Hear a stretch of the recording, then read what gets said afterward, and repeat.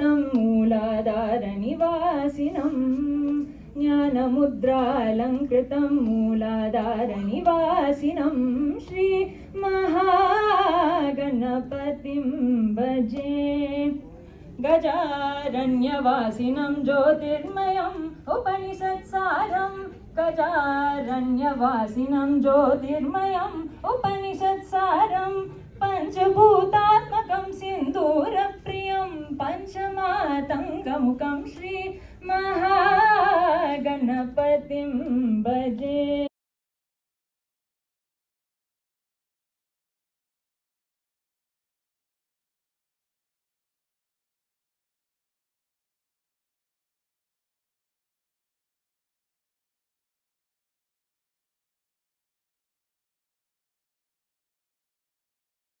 America as Hindus. That's it. Everything else stems from that. So the question arises, who is a Hindu? What do we mean by the term Hindu? So for thousands of years. So it's a living, breathing, practicing civilization today. So in Sanskriti, our language, the word for civilization is Samskriti. So the language Sanskrit and the language Samskriti, they sound very familiar. But Samskriti literally means successive refinement. So that which has been successively refined. So this civilization has evolved itself, refining itself, and today it is where it is after all that evolution.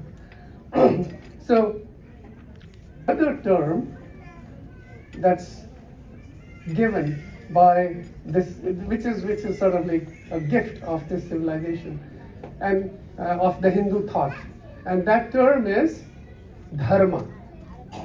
And unfortunately, there is no direct translation of the word dharma in English. You can describe it by various things, but the word dharma literally means that it's a natural law, okay? The natural law sustains that which integrates and that which brings together and upholds that which upholds. So dharma and Samskriti together, right? They've given expression to many things, right? So all the so-called culture, Hindu culture that we see, is an expression of this civilization, this Hindu thought, and dharma in combination. So today I wanted to share with you, in a nutshell, if you were to describe, okay, what the Hindu culture or Hindu civilization or way of life with a view of life is. I summarize it with an acronym, and that acronym is GRASS, grass. So yeah, we are vegetarians, but that's not what we are talking about today. So GRASS stands for gratitude, respect, acceptance, self-discipline, and service. And I'll elaborate. So we are a culture of gratitude. We are grateful for everything that Ishvara has given us. We are grateful for the mountains, the rivers, the sun, the planets, the universe, the multi-universe that we can see or we cannot see. And we are just a huge Brahman or multi-universe, as we call it. We are grateful for all that has been given to us by our sages, rishis in Sanskriti. We are grateful for our existence from our pitras, our ancestors, and we are grateful for all the gifts that have been given by devatas, by devas. The word deva in Sanskrit literally means the one who gives.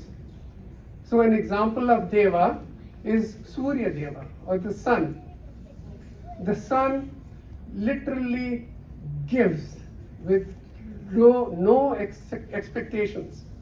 It's constantly burning itself, sacrificing itself, so we can all live and breathe and enjoy this phenomena, this universe of ours. The sun is one example. There is Varuna Dev, there is Vayu Dev, there is Agni Dev. So all of these are examples of devas. And the other devata and devi are our mother and our father. Our teachers are devatas. And even the uninvited guest is a devata. So we owe all of them 3 debts. So the first debt is to the rishis who gave us knowledge and wisdom. The second debt that we owe is to the pitras or our ancestors, because we owe them our very existence, our very life. And the third debt that we owe is to the devatas who've given us everything, all the physical and the metaphysical, it's all because of them. So the planets, for example, right? For us, in the temple, if you go upstairs, you'll see the navagrahas, okay, planets. And we honor them, we respect them. Why? Because it's an expression of our gratitude that Jupiter, Mars, Uranus, Neptune, Saturn, Mercury, even the little Pluto, right? They are all doing their dharma, following that natural law.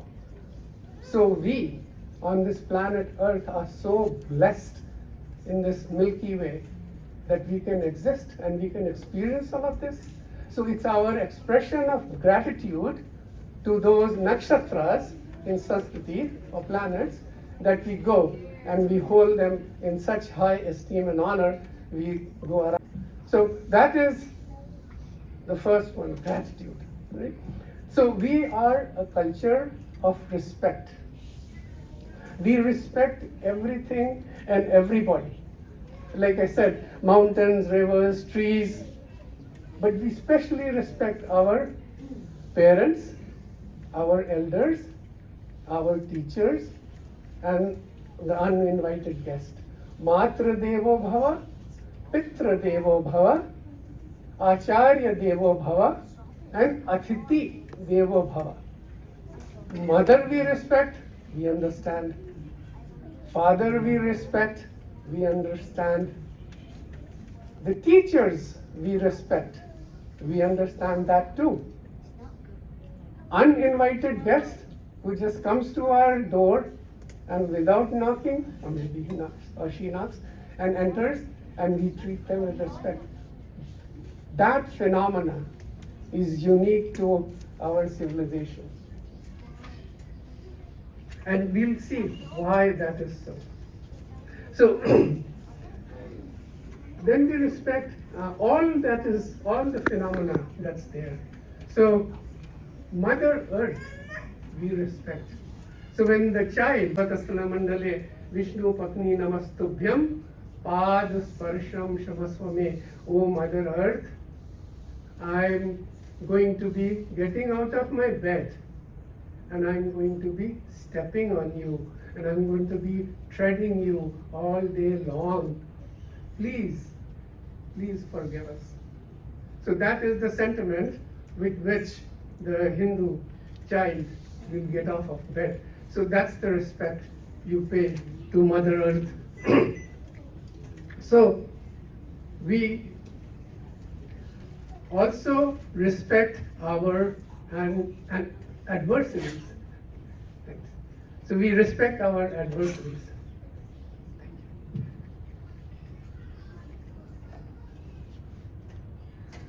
out of this respect comes this thought that we need to leave this place, this world, better than we found it.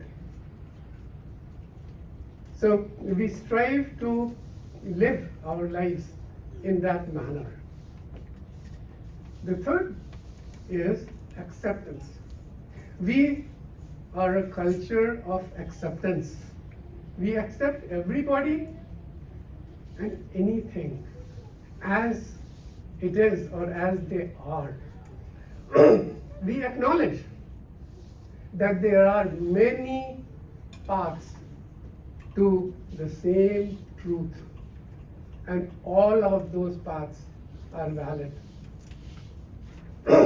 So we are not the only, we don't have the authority, okay, we are not the only ones who are on this path, on this journey to discover and seek the truth and have a deeper understanding of ourselves. There are many sages, and they have been in all ages, and we respect all of them, and we acknowledge all of them. So there is this thought and this very important Vedic shloka, okay, which says, Ekam sata vipraha bahuda vadanti. The truth is one, but the sages, they express it in various ways, and all of them are that. That is the core, one of the core Hindu principles, the core Hindu thought. Okay. So it goes on further. So the very first verse in the Ishavasya Upanishad says, Ishavasyam idam sarvam yat kinchit jagatyam jagat tena tyaktena bhunji tha ma gadaha kasyasya vidhanam. Ishvara is present in every single subatomic particle, from there to this vast multi-universe, everywhere. It's his presence. From the tiniest little insect to the virus to all the way to this universe, right, that we cannot even fathom. It's all pervaded by this one truth, this one reality that we refer to as Ishvara, a Brahman in Sanskrit, right? So from there, the corollary is that we are all, in this entire universe, we are all interconnected. We are all interrelated. And we are all interdependent. So that is a core principle of Hindu thought. And there is no escape from that. We are. That is the reality. We are all interrelated. And that's why another verse from the Veda is Vasudeva Kutumbakam. This entire world is a family. It's very beautiful, that verse. It says we are like a little nest hurling inside, around the universe. And we are all part of this nest. So what better expression we could find for humanity, for the world around us? So that is what the principle. So we accept everything and everybody, right? And because of that, we don't impose ourselves on anybody.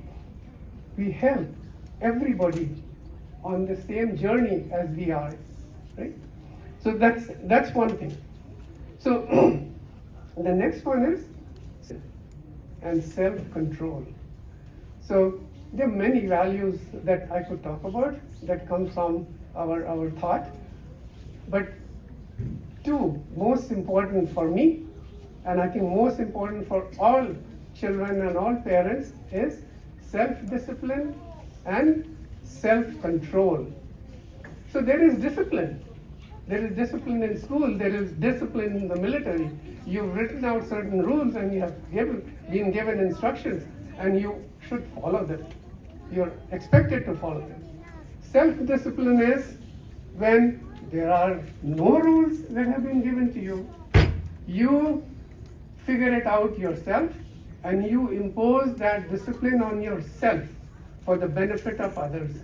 That is self-discipline. And that is what the children and the parents, young parents, need to know. And they do that, right? So what self-discipline says is, we are only responsible for controlling our actions. We cannot control everybody else's actions, but we can control ours, right? So, and that is the key to building a strong character, is the cornerstone. Self-discipline is the cornerstone of all achievements in life. If you have self-discipline, nothing. You can achieve whatever you want. You can achieve whatever you choose to, you desire. So what that also does is, it develops your inner self. So you can receive the wisdom and the knowledge from others, from your teachers and your parents and everybody, with utmost humility. That is an outcome of self-discipline and self-control. So the last one is service.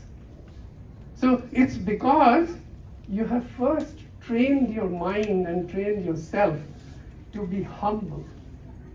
So then you're ready to serve. You're ready to give. Because you practiced how to receive things with humility, now you're ready to give. And what Hindu thought says is, the sole purpose of life is to serve others, okay? To give to others. That is the sole purpose of life. So there is a very nice phrase, okay? It says, das na das. Das na das means the servant of the servants. So the way we live and the way we work, ideally, is to be the servant of the servants. That is the level at which you can actually serve mankind and serve humanity and serve your community. So the point is, the Hindu thought is all about victory or jaya. We are a culture of jai.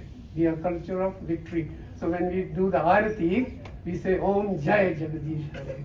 When we greet each other, we say Jai Shri Ram.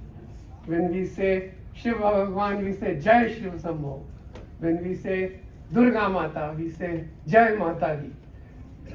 So this victory is not victory on others, right? With imposition and violence or force. This victory is victory on ourselves. Okay? It's you become victorious on yourself. That is what self-control is all about, right? So you become victorious on your own self. So, and then, and only then, you can. So it's about excellence. It's about achieving excellence, right? But it's achieving it through this means. Right? So with that, I will stop, and thank you so much. And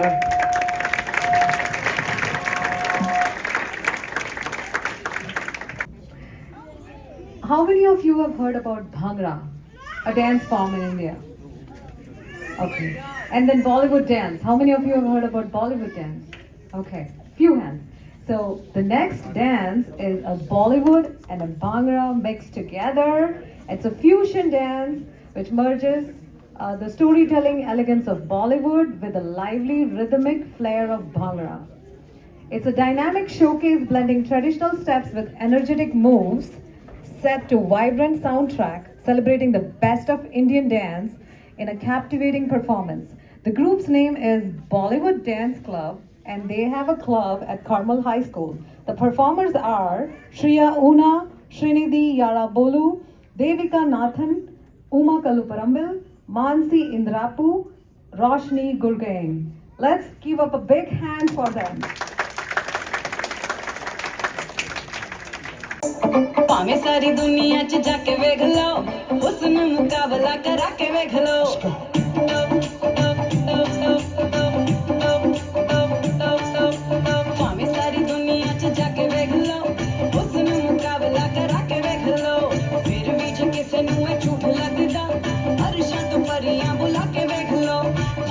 ਵਿੱਚ ਰੱਬ ਦੇ ਦੁਆਰਾ ਵਰਗਾ ਰੂਪ ਕਿਤੇ ਨਹੀਂ ਪੰਜਾਬੀ ਮੁਟਿਆਰਾਂ ਵਰਗਾ ਭਾਵੇਂ ਸਾਰੀ ਦੁਨੀਆ 'ਚ ਜਾ ਕੇ ਵੇਖ ਲਓ ਉਸ ਨੂੰ ਮੁਕਾਬਲਾ ਕਰਾ ਕੇ ਵੇਖ ਲਓ ਭਾਵੇਂ ਸਾਰੀ ਦੁਨੀਆ 'ਚ ਜਾ ਕੇ ਵੇਖ ਲਓ ਉਸ ਨੂੰ ਮੁਕਾਬਲਾ ਕਰਾ ਕੇ ਵੇਖ ਲਓ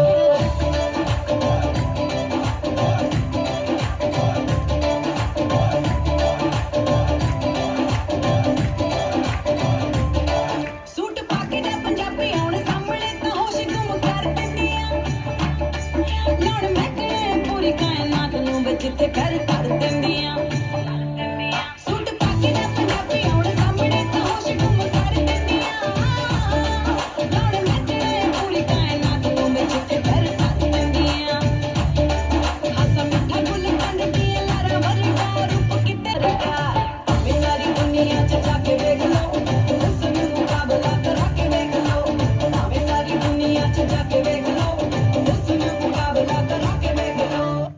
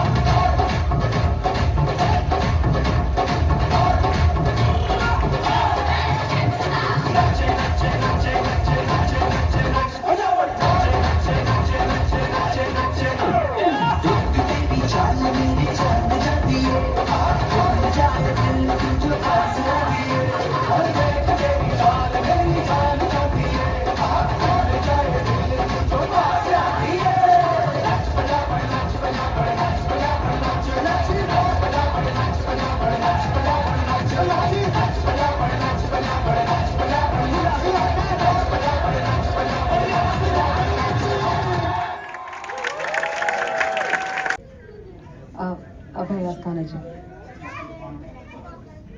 Dilip ji is going to put shawl and felicitate Abhay Asthanaji for his service.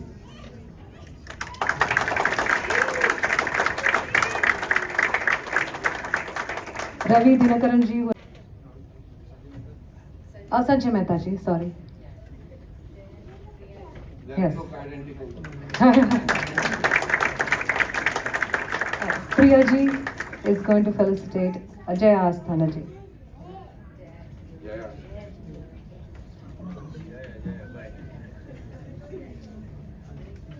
Yeah. Anita ji is going to put shawl for Amita Mehta ji.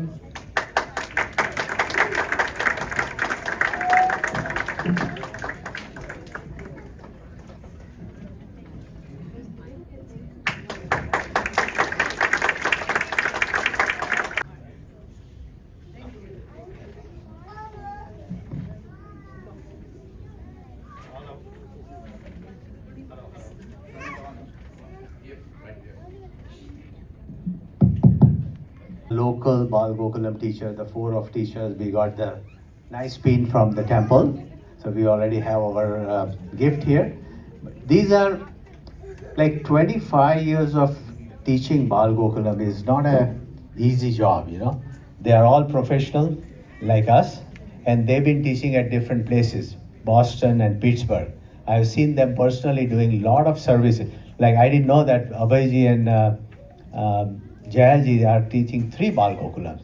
I've seen Sanjayji and Amitaji is in Hindu Jain temple doing all this. And not only teaching to their own temple, they're going to many cities in America, and Bal Vihar and Bal Gokulam and camps. Please give them a round of applause. Thank you very much.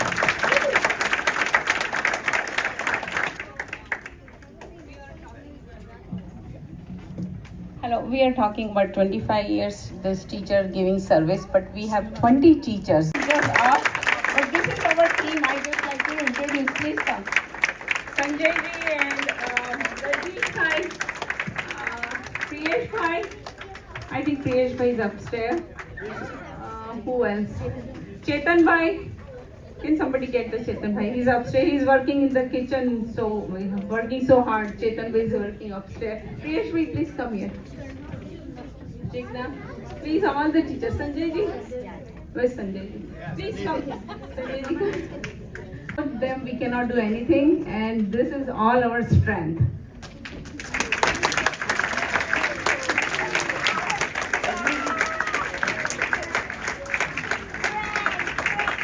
We are missing Chetan bhai upstairs.